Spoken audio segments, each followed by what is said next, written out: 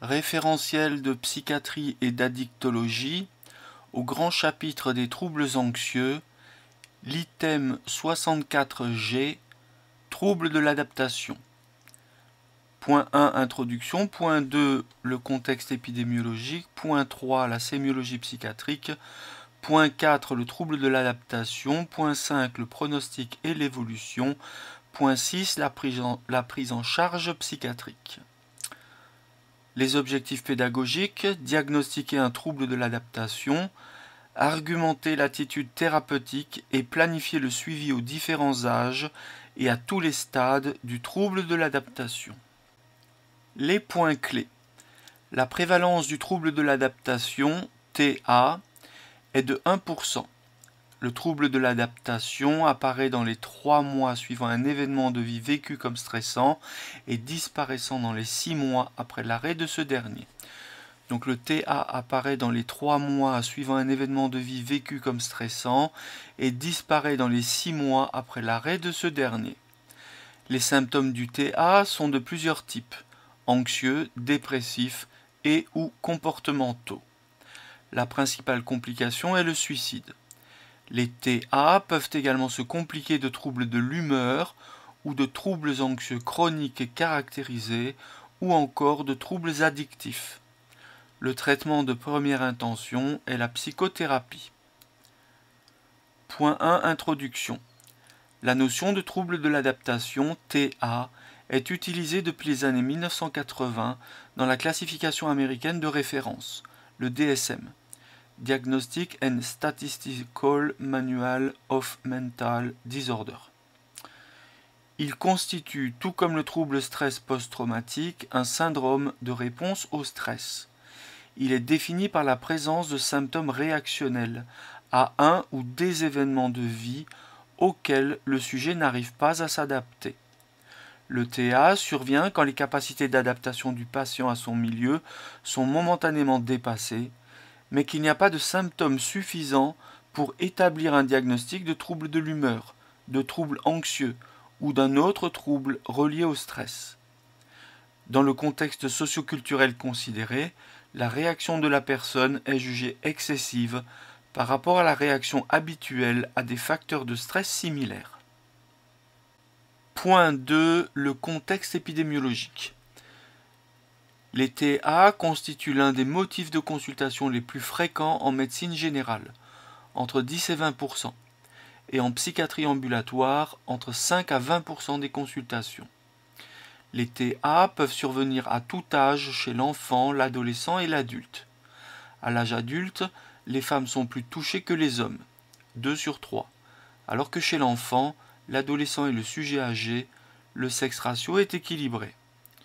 Le facteur de risque principal pour les adultes est l'existence d'un trouble de personnalité, qui constitue une vulnérabilité psychiatrique limitant les capacités d'adaptation. Des conditions d'existence difficiles exposent également les personnes défavorisées à une plus grande fréquence des facteurs de stress. Précarité, isolement social, contexte migratoire, etc. Et par conséquent à un risque plus élevé de présenter un trouble de l'adaptation. Point 3. Sémiologie psychiatrique. 3.1. Événements stressants. Les événements de vie sont centraux dans le trouble de l'adaptation. En effet, le trouble de l'adaptation se définit par l'apparition et la persistance de symptômes cliniquement significatifs en réaction à des événements de vie stressants ou à leur répétition. Le facteur de stress est identifiable. Il concerne le domaine professionnel et ou personnel et constitue un changement imposant une adaptation de la part du sujet. Donc il concerne le domaine professionnel et ou personnel et constitue un changement imposant une adaptation de la part du sujet. Il peut être unique ou multiple, récurrent ou continu, concerner le patient seul ou un groupe plus large. Il est souvent associé aux transitions dans le parcours de vie, comme le mariage, la rupture sentimentale, le changement de métier, les difficultés financières, etc. Le trouble de l'adaptation peut aussi faire suite à l'annonce diagnostique d'une pathologie invalidante ou à pronostic défavorable. Par contre, les troubles liés au deuil ne font pas partie des troubles de l'adaptation et sont regroupés dans les deuils pathologiques. En population pédiatrique, les troubles de l'adaptation suivront souvent une séparation des parents, une entrée au lycée ou l'échec à un examen. À noter que certains événements d'apparence non stressants, comme une naissance, un déménagement, une promotion professionnelle, peuvent être à l'origine de troubles de l'adaptation, notamment chez des patients présentant une vulnérabilité. Dans tous les cas, l'événement de vie vient déborder les capacités d'adaptation du patient.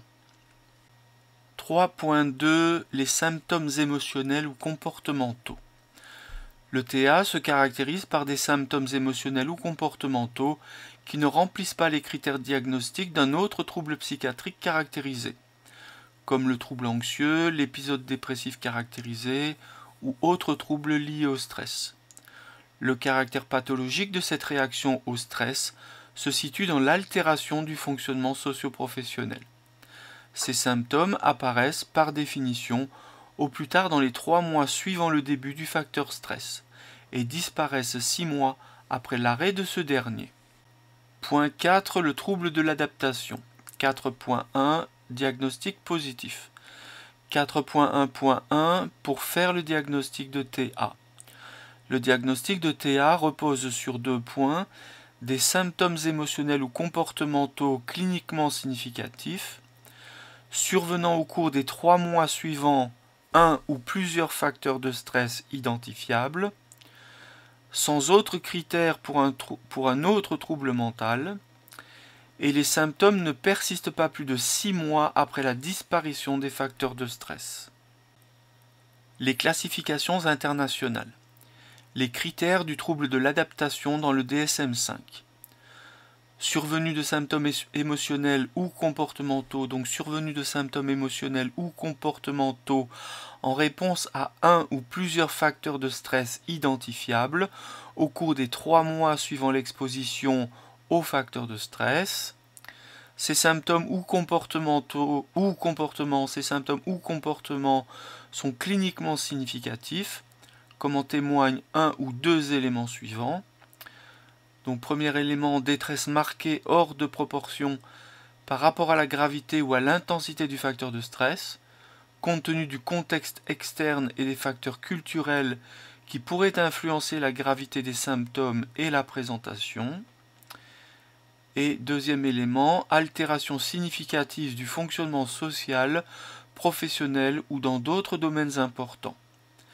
La perturbation causée par le facteur de stress ne répond pas aux critères d'un autre trouble mental, elle n'est pas simplement une exacerbation d'un trouble mental préexistant.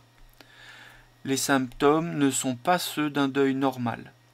Une fois que le facteur de stress ou ses conséquences sont terminées, les symptômes ne persistent pas au-delà d'une période additionnelle de 6 mois. 4.1.2 Les différentes formes cliniques. On distingue différentes formes cliniques de TA en fonction des manifestations cliniques prédominantes.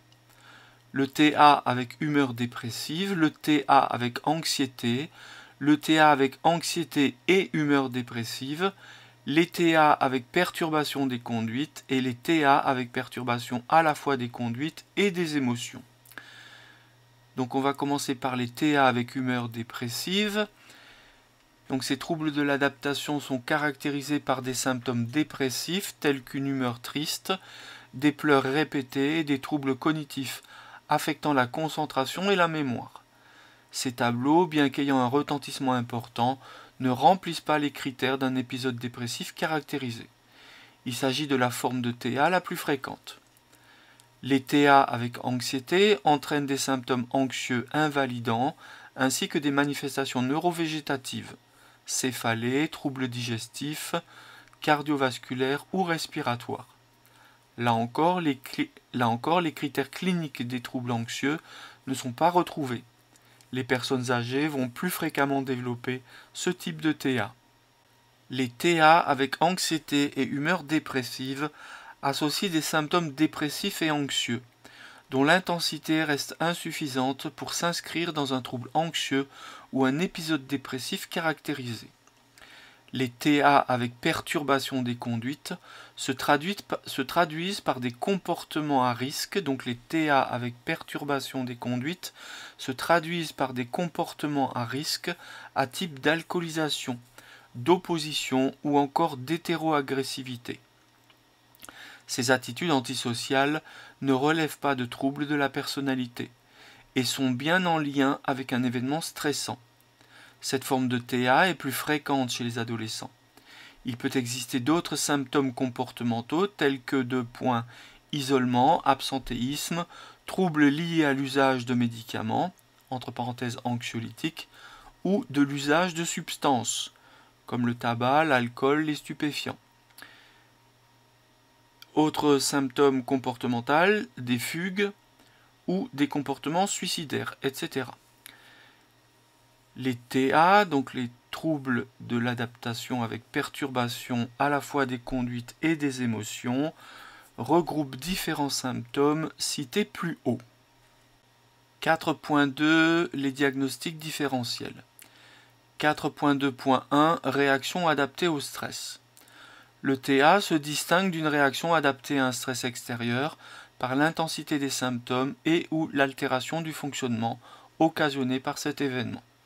Il faut être vigilant à ne pas diagnostiquer le TA par excès. 4.2.2 Pathologie non psychiatrique. Comme devant tout tableau psychiatrique, la contribution d'une cause médicale non psychiatrique doit être recherchée. 4.2.3 Pathologie psychiatrique. Le trouble de l'adaptation fait partie des troubles liés au stress, tout comme le trouble stress aigu ou le trouble stress post-traumatique. Cependant, le TA se distingue de ces troubles de par sa symptomatologie, entre parenthèses, absence de syndrome de répétition et de syndrome d'évitement. Les événements de vie stressants peuvent être des facteurs déclenchants de nombreuses pathologies. Les événements de vie stressants peuvent être des facteurs déclenchant de nombreuses pathologies. Si la réponse aux facteurs de stress remplit les critères d'un trouble anxieux ou d'un épisode dépressif caractérisé, le diagnostic de trouble de l'adaptation sera récusé au profit du trouble psychiatrique plus spécifique. De même, si la réponse aux facteurs de stress est une aggravation ou une exacerbation d'un trouble préexistant, notamment anxieux ou dépressif, par exemple aggravation de compulsions ritualisées dans le cadre d'un trouble obsessionnel compulsif, exacerbation d'une anxiété sociale dans le cadre d'une phobie sociale, etc. Le diagnostic différentiel le plus important est l'épisode dépressif caractérisé. La différence majeure tient à la permanence des symptômes dans l'épisode dépressif, tandis que dans le trouble de l'adaptation, les symptômes sont fluctuants, avec des périodes d'abattement entrecoupées par des moments de reprise de confiance et d'évocation de bons moments du passé. 4.3 Les comorbidités psychiatriques. Les principales comorbidités psychiatriques sont les troubles de personnalité, qui représentent un facteur de risque de troubles de l'adaptation, ainsi que les troubles liés à l'usage des substances. 4.4 Les notions de physiopathologie. Suite à un événement stressant, la réaction initiale est le choc, pendant lequel peuvent coexister un déni et une sidération. Secondairement, les capacités d'adaptation du patient vont se mettre en place et lui permettre de réagir. Celles-ci dépendent de facteurs génétiques et de facteurs environnementaux. Neurosciences et recherche. Pour qu'un TA se développe, il y a combinaison entre un facteur de stress vécu douloureusement et une vulnérabilité individuelle. En ce qui concerne l'événement stressant, sa durée et son intensité sont deux éléments importants. Ainsi, devant un facteur de stress aigu et peu intense, un individu pourra plus aisément mettre en place ses capacités d'adaptation. Soulignons que l'intensité de l'événement est une notion subjective. Seule l'évaluation du patient doit être prise en compte, car c'est elle qui détermine l'impact du stress vécu. Le trouble de l'adaptation peut donc faire suite à un événement en apparence anodin, mais vécu très difficilement. Les facteurs individuels mêlent des facteurs psychiatriques et sociaux. Au niveau biologique, Il n'existe pas de modèle déterminé en lien avec le TA. Cependant, on retrouve dans la littérature différents modèles expérimentaux de réaction au stress, mettant en cause les systèmes dopaminergiques, noradrénergiques et sérotoninergiques, ainsi que des troubles endocriniens affectant l'axe hypothalamo-hypophysaire. Les modèles de la défaite sociale et de l'impuissance apprise illustrent les conséquences comportementales à moyen terme d'un facteur de stress non létal. L'existence de comorbidités psychiatriques, troubles de personnalité, troubles addictifs, un antécédent de TA, mais également des traits de personnalité comme une faible estime de soi, un pessimisme ou une culpabilité importante, sont des éléments qui fragilisent et prédisposent aux troubles de l'adaptation.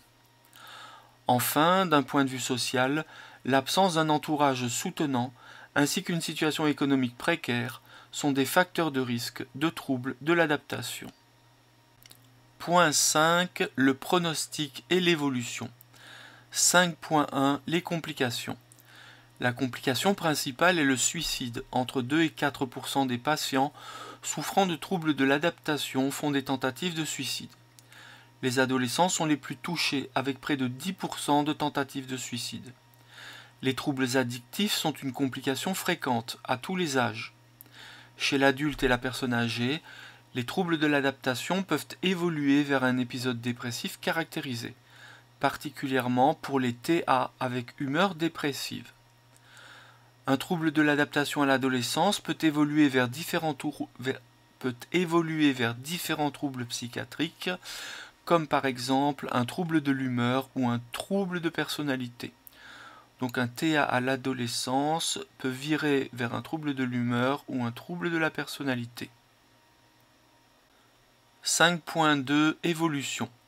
Par définition, le TA est transitoire et cède dans les 6 mois suivants la fin du facteur de stress. Le pronostic global d'un TA est généralement favorable, avec 75% des adultes qui ne présenteront aucune complication ni séquelle. Cependant, il peut parfois se compliquer de troubles thymiques ou anxieux caractérisés. Les facteurs prédictifs de mauvais pronostics sont la durée d'évolution des symptômes, les troubles du comportement associés, un trouble de la personnalité associé ou encore l'existence d'un trouble addictif. Point 6. La prise en charge psychiatrique. Le TA est la plupart du temps spontanément résolutif. Des traitements spécifiques sont cependant parfois nécessaires, en raison de l'altération de la qualité de vie et du risque d'évolution vers un trouble anxieux ou thymique caractérisé. 6.1. Traitement non pharmacologique. Le traitement psychothérapeutique est à privilégier afin de permettre une verbalisation autour de la situation stressante et de ses conséquences sur la vie du sujet. Selon les capacités d'élaboration du patient, cette verbalisation permettra dans un premier temps d'abaisser le niveau de tension émotionnelle. Par la suite, le travail psychothérapeutique sera de comprendre la signification du facteur de stress et de le mettre en lien avec l'équilibre antérieur du patient. Différents types de psychothérapie peuvent être indiqués dans le TA. 6.2 Le traitement pharmacologique. Le recours aux médicaments psychotropes est parfois nécessaire, à visée symptomatique. Chez l'adulte, une anxiolyse par benzodiazépine peut être indiquée quand les symptômes anxieux sont invalidants. L'hydroxyzine, la Tarax, est une bonne alternative aux benzodiazépines. Cette molécule doit être envisagée en première intention lorsqu'un traitement médicamenteux est indiqué chez l'enfant et l'adolescent. Les hypnotiques type zolpidem, Stilnox ou zopiclone, Imovan, sont indiqués en cas de troubles importants du sommeil chez l'adulte. 6.3 L'hospitalisation en psychiatrie. L'indication principale sera la prise en charge d'une crise suicidaire. Un environnement très négatif, aggravant ou causant le TA, peut être une autre indication à l'hospitalisation, afin d'instaurer une mise à distance, d'évaluer et d'intervenir sur cet environnement. Chez l'enfant et l'adolescent, ainsi que chez le majeur protégé et la personne âgée. Donc chez l'enfant et l'adolescent, ainsi que chez le majeur protégé et la personne âgée, l'évaluation doit porter sur les conditions de vie stressantes et l'existence de traumatismes actuels ou anciens, ainsi que sur le risque de survenue de nouveaux traumatismes. Ceci pourra conduire à une hospitalisation à des fins d'évaluation complémentaire et des mesures de protection. Chez l'enfant et l'adolescent, l'évaluation sociale et familiale déterminera s'il y a lieu de procéder à une information préoccupante ou à un signalement. Donc chez l'enfant et l'adolescent, l'évaluation sociale et familiale déterminera s'il y a lieu de procéder à une information préoccupante ou à un signalement. En résumé, la prévalence estimée du trouble de l'adaptation TA est de 1%. Il s'agit de l'un des motifs de consultation les plus fréquents en médecine générale et en psychiatrie. Le TA désigne des symptômes qui apparaissent dans les 3 mois suivant un événement de vie vécu comme stressant et qui disparaissent dans les 6 mois suivant l'arrêt de celui-ci. Les symptômes du TA peuvent être anxieux, dépressifs et ou comportementaux et il existe différentes formes cliniques selon les manifestations cliniques prédominantes. Les symptômes excèdent en intensité et en durée les réactions habituelles au type d'événements stressants considérés dans le contexte socio-culturel du patient. Les troubles de la personnalité et les troubles addictifs sont une comorbidité fréquente du TA. Les TA sont transitoires par définition. Ils sont de bons pronostics dans 75% des cas. Ils peuvent se compliquer de troubles thymiques ou anxieux caractérisés et de troubles addictifs. La principale complication est le suicide. Pour la prise en charge, le traitement psychothérapeutique est privilégié. Un traitement médicamenteux symptomatique est parfois nécessaire et peut donc être associé. Fin de la lecture de l'item 64G, troubles de l'adaptation, au grand chapitre des troubles anxieux, du référentiel de psychiatrie et d'addictologie.